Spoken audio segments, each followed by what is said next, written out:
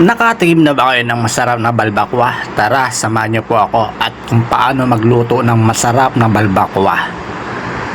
Bago ang lahat, ito na po pala yung aking pinakuluan na baka. Inabot po ng 25 hours. Joke lang po, binibiro ko lang po kayo. Proceed na po tayo sa pagluluto.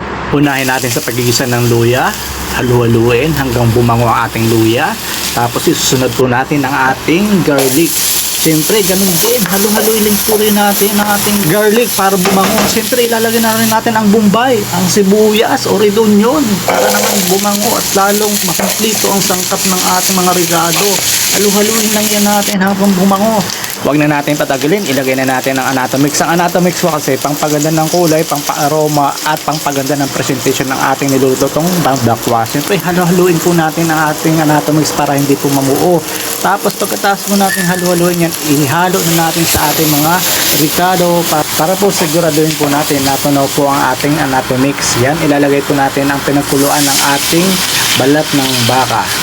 Lagay po natin yan para make sure na talagang natunaw po talaga yung Anatomix. Halu-haluin, pakuluin at ilalagay na po natin ang balat ng baka na inabot ng 25 years o 25 hours. Joke lang.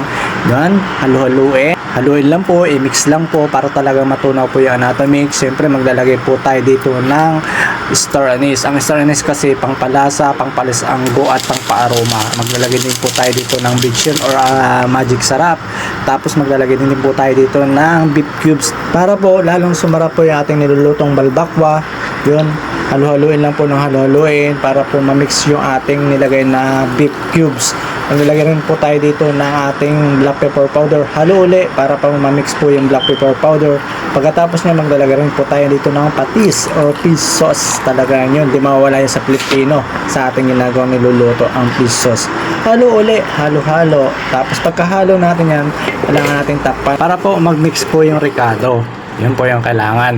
Maganda po ako ng spring onion. Kayo na pang bahala kung anong cut ang ginagawa ninyo. Basta sa akin, ganyan po, 1.5 inch. Yan po ang aking inihiwa. Basta mga ganito mga nakakain po ay talagang gaganahan sila. Yun, tapos maglalagay pa ako dito ng red bell pepper.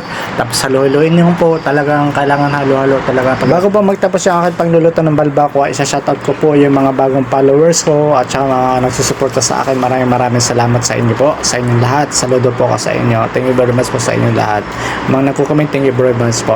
Dahil maglalagay na po tayo ng chili. Kunti lang po yung nilagay kong chili dito kasi kailangan talaga. Yan, buksan na natin na po ang ating balbakwa. Wow! Napakasarap. Yan po ang ating balbakwa. Tikman po natin.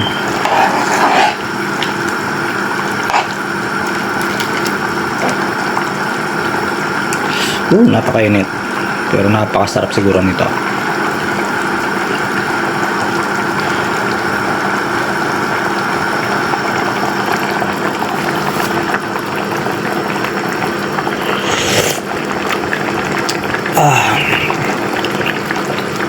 Grabe.